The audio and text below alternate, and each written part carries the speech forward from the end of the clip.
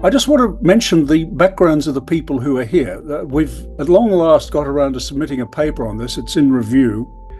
It's in review in the International Review of Environmental History, which may seem like an odd place, but I'll try to explain why. So there's myself at the front, geomorphologist, quaternarist, and Purna Nautiyal, who's a political scientist from the HNB Garawal University, and I think currently or was the Vice Chancellor of that university. Vinod Nautiyal, who is an archaeologist and historian. Alan Ziegler, who's probably best described as a nuisance, but I will not continue with that. He's actually a hydrologist. Jamie Gillan, who's a human geographer. Yashpal Sundrial, who I'm sure many of you know, now retired from Garawal University, a geologist. Pradeep Srivastava, who you all know.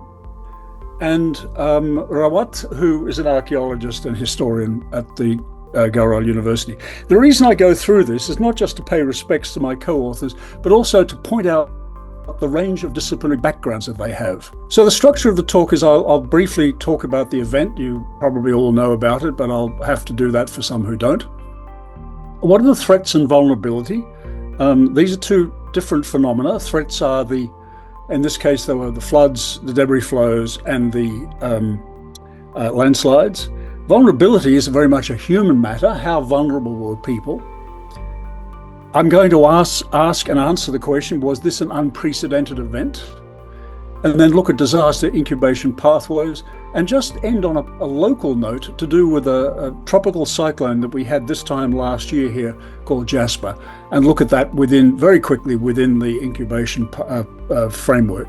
So you're all familiar with Uttarakhand. For this audience, I don't really need to talk very much about this, except to say that, as you know, Kedarnath is at the upper end of the river system, and it's in a very remote location, as you know, and of course it's a major pilgrim site, along with others in the Char Dham sequence of pilgrimages. It's in the High Himalaya, or actually it's probably arguable that it's on the edge of the High Himalaya, where the mountain front occurs. The threats, well, this is a summary of what has been gleaned from many sources, mostly written by Indian scientists. About 300 millimeters of rain in 24 hours and 600 in 36 hours. Now, this may not seem very much for people who live in the realm of tropical cyclones and hurricanes, but in fact, in the high mountains, that's a lot of rain. And it's been estimated it's a century scale event. That is a 1 in 100 year event. Because of the elevated temperatures and also the rainfall, there was considerable snowmelt. There was rapid runoff. Channels were relocated, and there were debris flows carrying large boulders. There was also a glacial lake outburst flood at Chorabari Tal. There were something like 2,400 landslides. I'm not sure they've all been counted. And as a consequence of the landslides blocking rivers, there were landslide lake outbursts as well as the glacial lake outburst. Because of the huge volume of water carrying sediment as abrasive tools, there was undercutting of hill slopes and whole removal of entire river terraces. Infilling of river valleys by huge boulders. This is one of the things that we were stunned by. There was one site where the valley had filled to about 40 meters by boulders. And a lot of course, as you know, there's a lot of construction going on prior to the flood for hydroelectric dams, and the debris from that construction, locally called muck, was piled in the river rather than, as it was required legally, outside the river.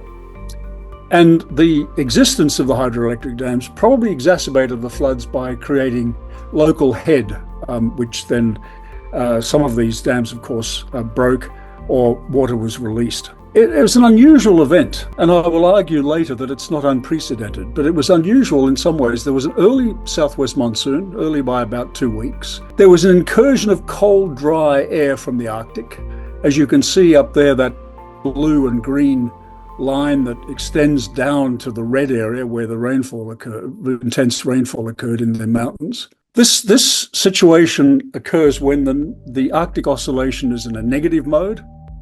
And this has been studied by climatologists at the Indian Institute of Tropical Meteorology in Pune and elsewhere around the world.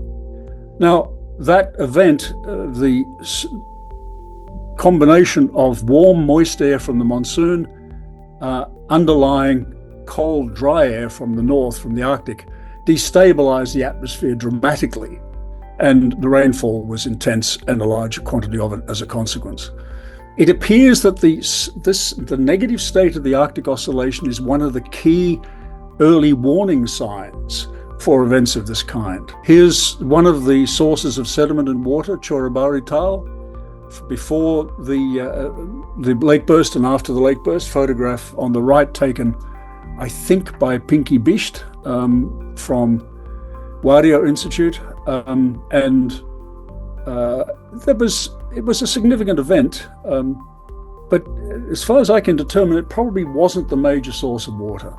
A photograph which I find spectacular in the extreme for both its beauty and its horror. You can see in the lower left-hand corner Kedarnath village and the quantities of sediment that were mobilized from the high mountains down that valley and to around Kedarnath into Kedarnath, and how much material moved.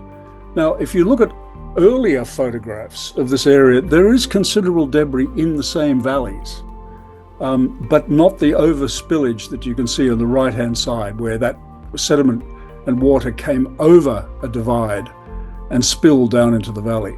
So this is a site of rare but important and large-scale movements of sediment and, of course, water on many time scales. But this particular one was quite extreme. And here's a view from looking up, from upstream, downstream. You can see the valley fill of coarse-grained debris that overwhelmed many of the pre-existing streams, and new streams were created on the surface of this debris. There was also hill slope stripping. You can see in the background the soils and sediments on those slopes is gone, the soils. Valley fill of coarse sediment, and as I said, the original river channels in many cases were buried. And there was perhaps the thing that saved Kedarnath more than anything else was there was a gradient change from upstream to downstream at Kedarnath. And this has been pointed out to me by Pradeep Shrivastava. And it saved Kedarnath from total obliteration. It didn't save it from damage, however. So, as I think you all know, many of the guest houses were destroyed or damaged. Water and electricity supply was shut off, and there were many pilgrims and Kedarnath staff killed or escaped. To me, one of the most tragic stories in this whole event was people who were not adequately dressed for the climate or the high altitude, trying to escape from the floods and landslides by climbing the local hill slopes, and then having to sit in the rain and the cold and dying of hypothermia. That to me was a particularly tragic part of the story. But you can see here how the very large boulders had been moved through the streets. It reminds me a little bit of what I saw in Leh after some of the debris flows there, where large boulders had moved through the streets of Leh, actually, and other villages, and destroyed many houses. Very similar story. And the rescue was quite an extraordinary event. I mean, a lot of deaths. Something like more than, it's hard to judge exactly from the record, more than 8,000 people were rescued by the various disaster relief forces, which did an extraordinary job. And you can see here people being rescued, going across these piles of debris, which for many people was an extremely hard thing to do. I mean, a lot of the pilgrims were old and not terribly mobile. In fact, of course, another tragedy in this whole thing is that the number of people killed, the numbers vary depending upon the official figures or the unofficial figures. There may have been as many as 30,000 dead, but that doesn't count the Nepalese porters who carried people the last 14 kilometers of the trek. They weren't registered, it seems. Anyway, the national and state disaster relief networks, relief forces, I should say, did an extraordinary job. And of course, downstream, there was enormous loss of life, land and buildings, as you can see from the raging torrents here. And I went to the area a few months after the event, and it was quite devastating to see the effects downstream as well as up near Kedarnath. And here's some more examples: road damage. And as you know, anybody who's traveled in that area realizes the importance of these roads for getting anywhere, and the hazardous nature of the roads, even when they're in good condition, but they were even worse after the event. And of course, the run-of-river hydroelectric dams suffered enormous damage as a consequence of the flood. So statewide, up to, this is a controversial figure, but it may be 30,000 people dead, 4,200 villages affected, 9,200 livestock lost, etc. The numbers go on and on. The third one is really significant in that there's not a lot of agricultural land in that region of Uttarakhand. 21,000 hectares were lost. Major damage to water supply, sewage and irrigation infrastructure. The rest of these numbers are probably out of date and in fact probably too small. But there was one at the bottom that was really interesting, and that was damage from the muck in Srinagar. Okay, so remember, vulnerability is what creates a disaster. This is an important distinction. If a mountain falls down and there's nobody there, it's not a disaster. It's just a geophysical event or geomorphic event. If there's a village at the bottom of the mountain and it's buried by the mountain falling down, then it's a disaster. So people have to be involved before we call it a disaster. So there are a number of things, again, that have come out of the literature, what vulnerabilities there were. So illegal and or unwise construction near rivers and landslide zones. We saw many of those examples. Not sticking to the building code, poor quality of buildings, increased numbers of people particularly living along the rivers, and increased development in Kedarnath. A lot of that had to do with, after the 1962 war with China, there was road construction in the area to get the military up to the border. And that allowed people to develop tourist businesses, hotels, restaurants along the road. And then, of course, the increased pilgrimage to Kedarnath and other sites increased that activity. But there was also decreasing agricultural productivity, going back to the British, when the peasants were excluded from forests. And so the agricultural productivity decreased, and people moved away from agricultural activities. And as the roads became better developed and tourism opportunities grew, people moved closer and closer to the rivers and to places of landslide hazard. So there've been a number of driving forces to this vulnerability. And so people then were in dangerous places. More people were in dangerous places, I should say. There was also reliance on outside resources for emergency management. The village panchayat was sidelined quite often, and yet they had the local knowledge that could have been used. And that's why I say sidelining of local knowledge became quite a problem. Inadequate enforcement of environmental laws, including environmental impact statements. That's not an issue restricted to India. And poor knowledge of extreme events, even though the older people in the valley that we spoke to knew quite a lot about this. And there seems to have been a disconnect between local religious and environmental values in development. In other words, it's a place of great importance to Hindus, and yet the development ethos seems not to have taken that into account. Now, if you look at Kedarnath in 1882, it was very small. There was the temple and a few huts. And so had a storm like the 2013 event occurred then, it wouldn't have had much impact because there were very few people there. There were very few pilgrims. But notice the quantity, there's still a lot of debris moved in those valleys by events well prior to 2013. So frankly, had any geomorphologist gone up there and advised the people building the temple, they probably would have said, this is quite a dangerous place. But that didn't happen. Whereas, of course, there were also secular pilgrims going to, not necessarily to Kedarnath, but up into the area. And so there were a lot of people in the area in 2013. So increased number of religious pilgrims and tourists, better roads, increased wealth, people driving more into the area. And then, of course, helicopter access to Kedarnath. And I have to say, reading the brochures that were available for pilgrims in English and Hindi, there was really very poor advice on weather risks. And people were buying extremely flimsy clothing to survive at 3,500 meters.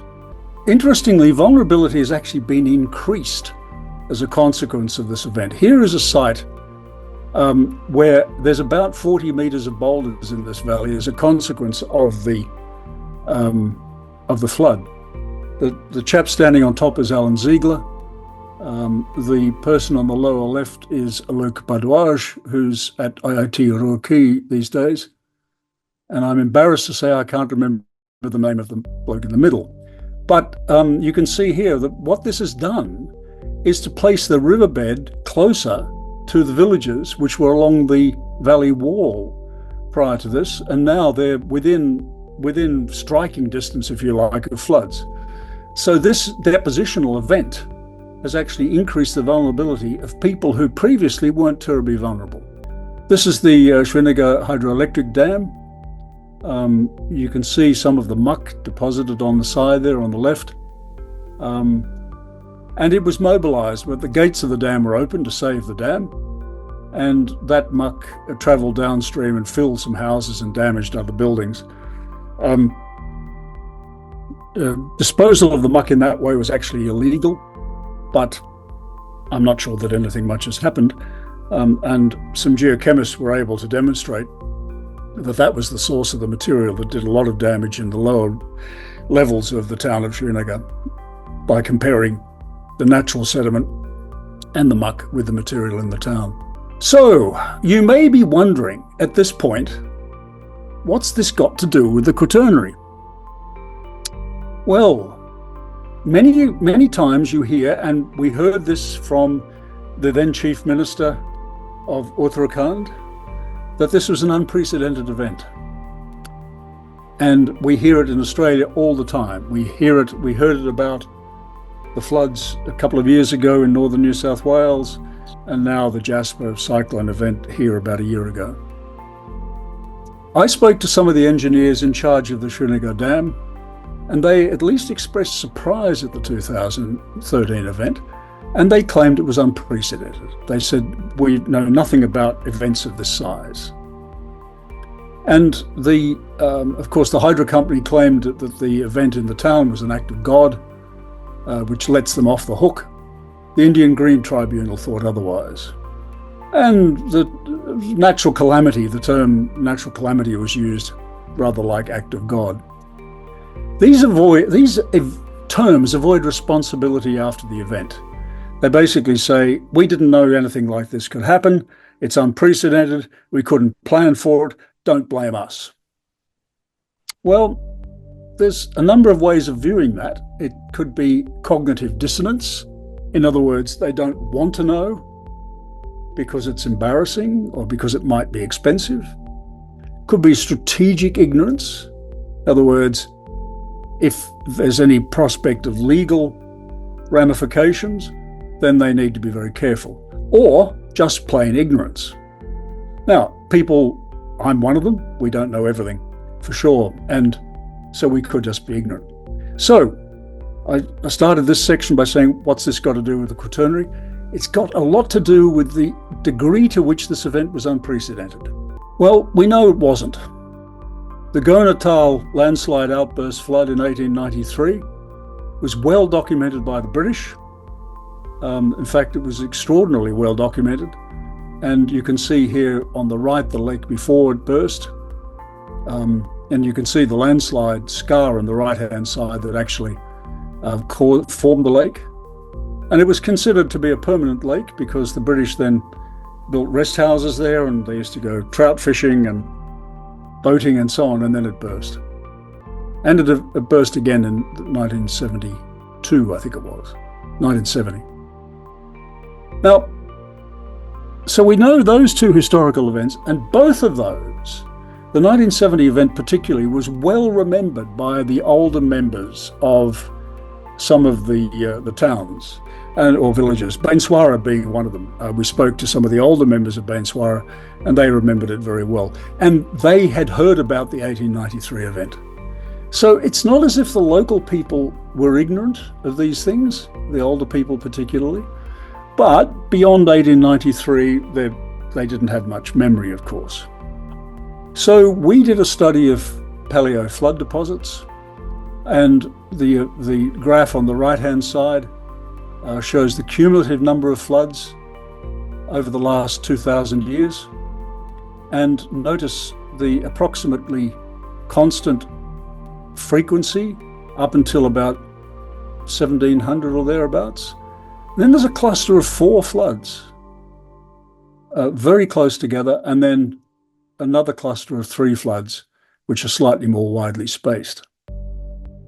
Interestingly, the 4 floods in the middle in the 18th century all occurred at the time when the Arctic oscillation was negative. It goes back to my point about the 2013 event. Now, this is a record that the engineers at Srinagar were not privy to. They didn't know about it. And I have to say, we as earth scientists had not made it available, I think, in the right way. And so when the engineers said to me, oh, this is unprecedented, I took them to one of the paleo flood sites and said, look, here's the evidence. They were somewhat surprised. But I think what it illustrates is the need for people in our position to actually communicate to people, risk managers and other disciplines, such as engineers, to make sure that we're all using the best information available. And here's the Bainswara deposit prior to the 2013 event. The Naveen Juyal is at the bottom, looking up at the stack of deposits. And on the right is a lithostratigraphic diagram for 2 sites, this one and one across the Alaknanda River. 12 very large floods in 1400 years, and we extended that record a little bit across the river.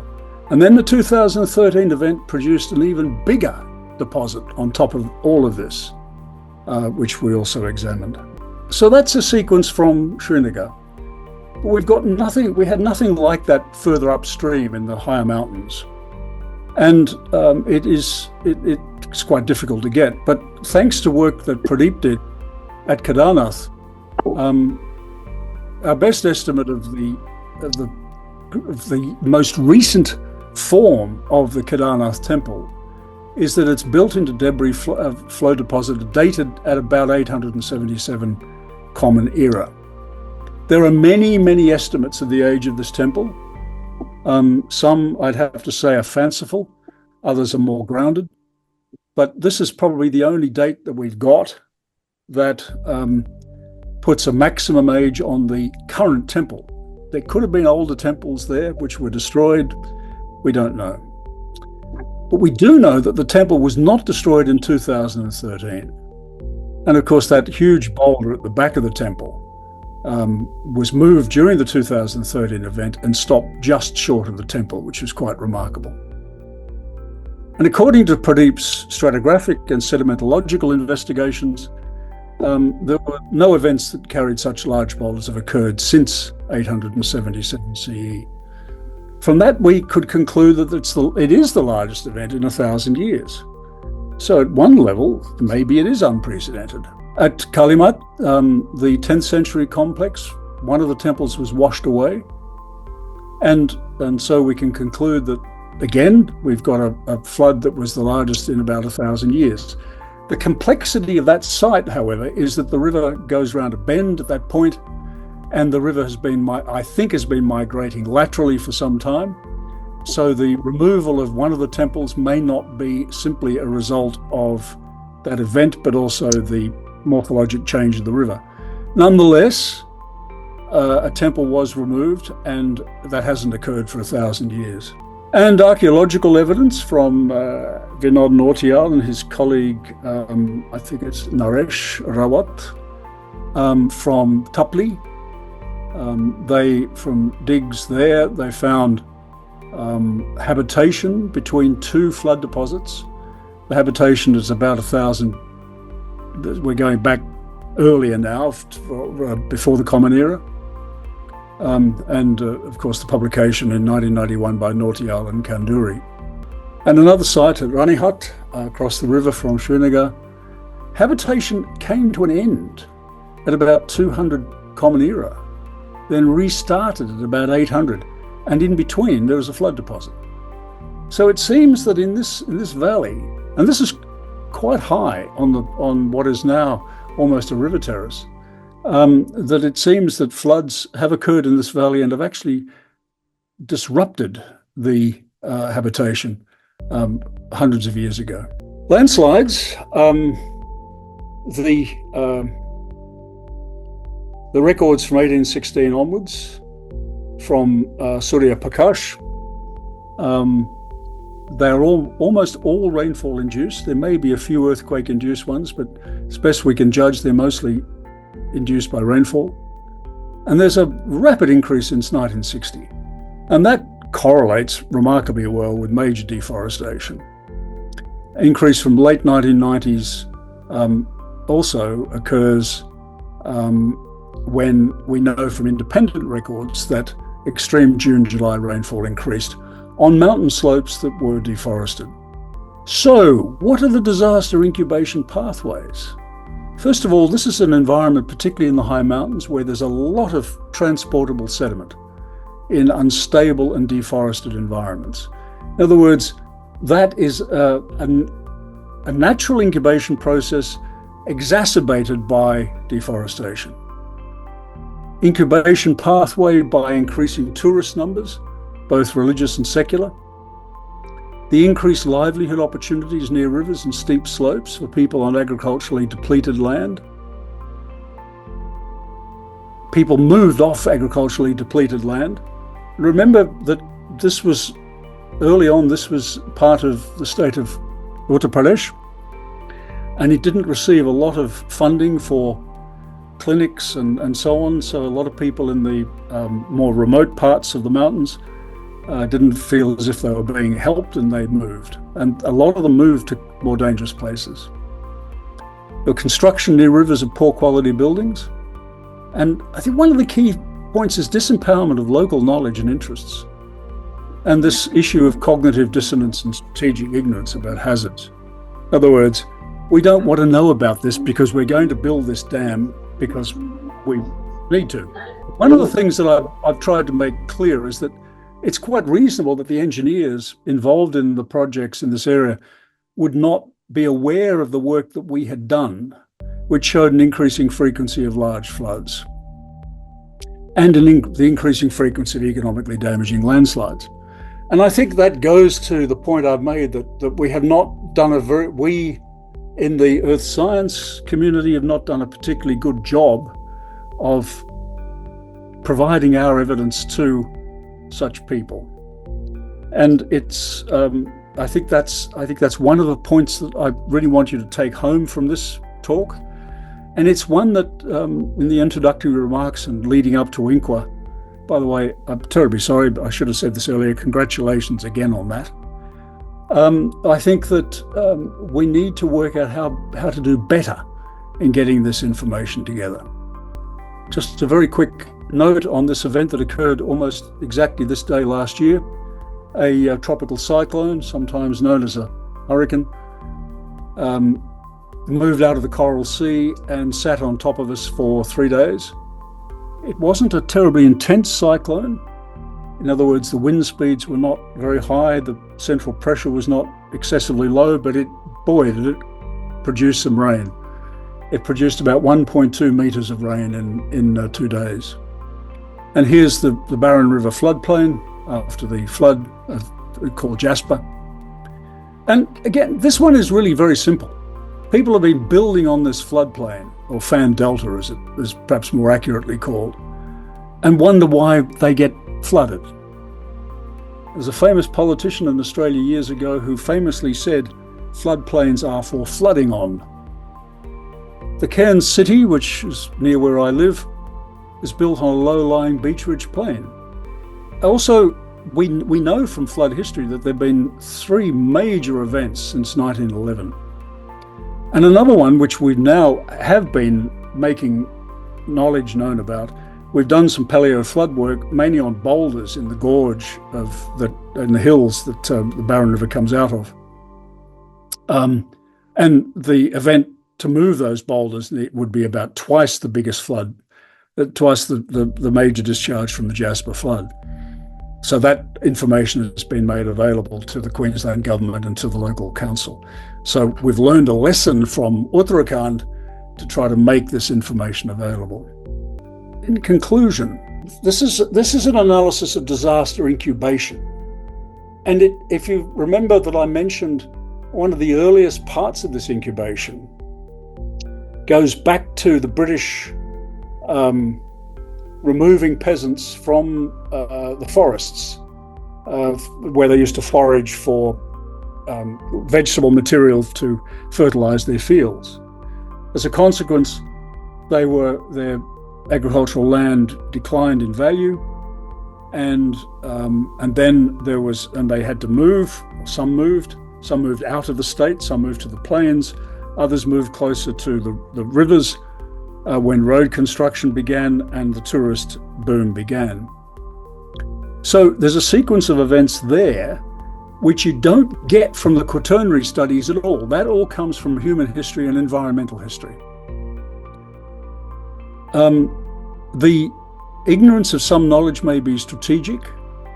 In other words, it's designed to make sure that legal proceedings don't come your way. It could be a consequence of cognitive dissonance, which is the idea that if you don't want to know something, you ignore it. Or because of disciplinary silos, as I said earlier. I mean, I've been guilty of that myself. So we need a combination of engineering, obviously, Quaternary studies, geomorphology. I'd add to that, in the second last point, it should include archaeology and human history, particularly environmental history. Environmental history, as I'm sure you know, is the investigation of the relationships between people and the environment through time. And it seems to me that unless we do all of those things together,